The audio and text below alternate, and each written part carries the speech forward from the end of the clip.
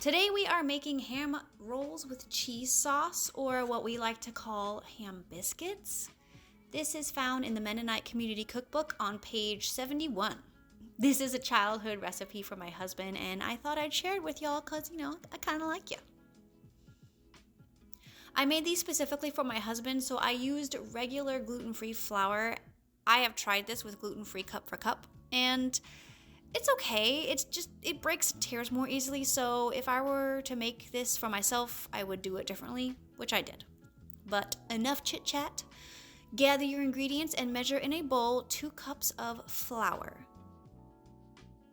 Then 3 teaspoons of baking powder,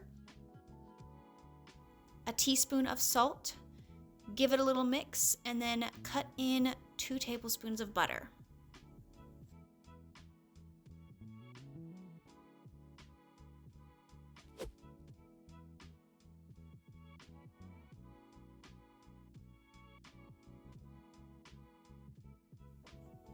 Then you're going to add in 2/3 a cup of milk and mix it together until it forms a dough.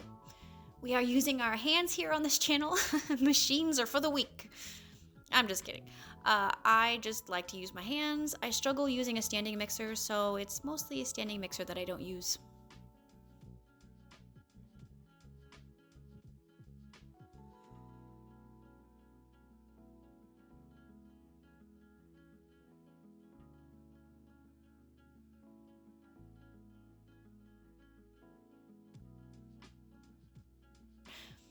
Set your biscuit dough aside, and I guess I'm a weak person for this specific part.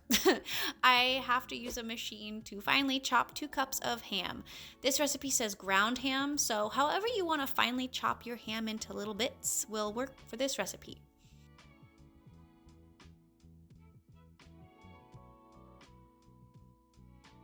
Then in a medium-sized saucepan, do not do what I just did and put your ham in first. Please melt your 4 tablespoons of butter in the saucepan first. Then add in 1.5 teaspoons of butter. Melt them first, then add in your ham. I don't know what I was doing. I never know what I'm doing.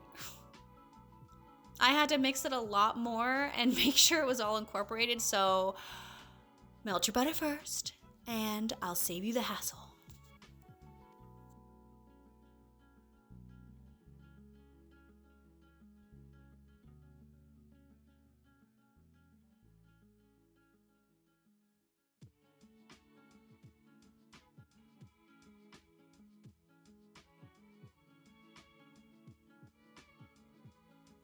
See, I had to mix this for far too long. Learn from my mistakes.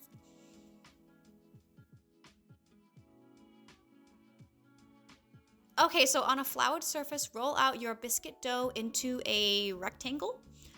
Question mark? No, a rectangle. Do I have a size for you? No, I'm sorry. But the recipe does say that it should be about 1/4 of an inch thick. I don't know if that helps, but I just kind of eyeballed it. You definitely want it longer than wider, if that makes any sense. That way you'll have more ham biscuits. Then spread your meat over your dough. I used half of the meat mixture here and reserved the other half for my own gluten-free biscuits that I made off camera. If you use all 2 cups, it'll be packed, which is okay, it's fine. You'll just have much more ham than I did here. Spread it all out, roll it up like a jelly roll, and then slice about 1 to 1.5 inches thick. I believe mine here were about 1 inch. It's just your personal preference.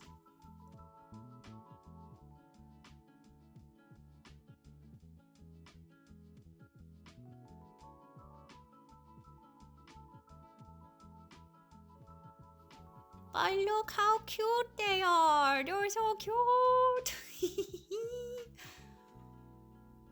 I just made mine gluten-free ones, open-faced ham biscuits with the biscuit on the bottom and the ham mixture on top of it, and then I baked it that way. So you're going to place them on a greased baking sheet and preheat your oven to 425 and bake them for 15 minutes or until the bottoms are golden brown. And then we're going to make the cheese sauce now. This is the best part. You're going to melt in a saucepan 3 tablespoons of butter and then 2-ish tablespoons of flour. Here I did use gluten-free cup for cup flour because I wanted some cheese sauce too. Then you're gonna pour in 1.5 cups of milk, whisk it until it's a thicker, I guess, and it's gonna take about 4 minutes to do so. And then add in 2/3 a cup of cheese, or more if you want, like I did. And then salt to taste. Look how cute! So cute! This is a definite tradition for the wintertime for us. My husband tried them and loved them. He didn't give us a review this time, but he ate them all, which is the best kind of review you can have. They are a little bit messy, but that's okay.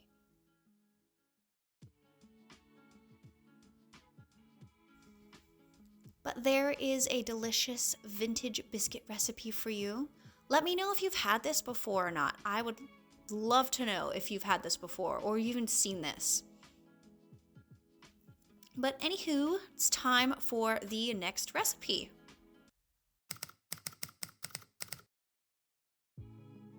So this is the not so vintage portion of today's video. I just really love Cheddar Bay biscuits, and I had to make them for you gluten-free.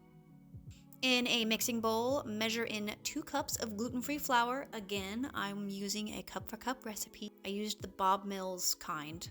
1 tablespoon of sugar and 1 tablespoon of powdered sugar. Next, you're gonna add in 1 teaspoon of garlic powder, 1 teaspoon of onion powder, and 1/2 teaspoon of salt. Then you're gonna give it a little whisk. Oh, it smells so good already. Anything garlic. I flippin' love bread. Okay, now it's time to pour in 1 cup of almond milk, and it looks like I curdled it, so you can do that by adding a teaspoon of white distilled vinegar to it and let it sit for a little bit. And then you're gonna add 1/2 cup of melted coconut oil. Now, do not be alarmed. You absolutely cannot taste the coconutness. I suppose you could use butter, but I've never done that before. And there I was checking to make sure it wasn't too hot. I may have heated the coconut oil just a little too hot, so I did not want to scramble my 1 egg that I'm going to put in, which is giving me the hardest time. It just crumbled. Goodness gracious. Mix it until it forms a wet, sticky batter. Then you're gonna measure in 1 cup of shredded cheddar cheese. It's definitely gonna be wet and sticky. I put in a ton of cheese. If you can't tell, because I like cheese.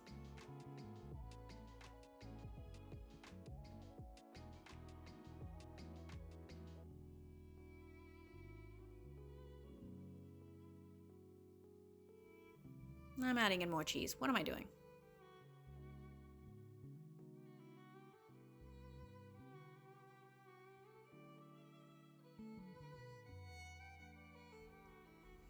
Then you're going to spray a baking sheet, and using spoons or a cookie scoop, you're going to drop them on that baking sheet. Bake in a preheated oven at 450 degrees for about 12 to 14 minutes. I just look to see if they're a little bit golden brown on the bottom.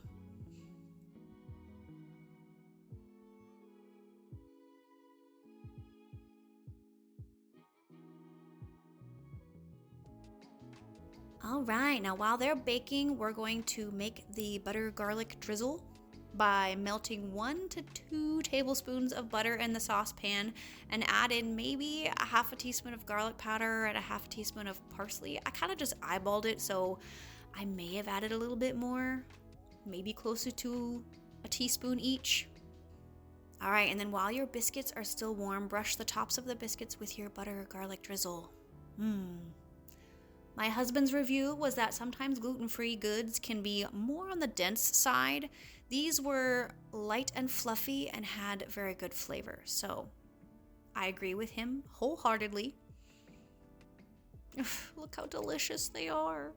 They're so good. They smelled so good too, and I took these to a gathering and they were approved by all. They could not taste the coconut oil, and they said they also had good flavor. These, if not careful, can also be eaten a lot in one sitting, so be forewarned, be careful. But we are at the end of the video. I hope you enjoyed these vintage and not so vintage recipes. Thanks for tuning into my little corner of YouTube. Hope you have a good week, and I'll see you on the next one. Bye!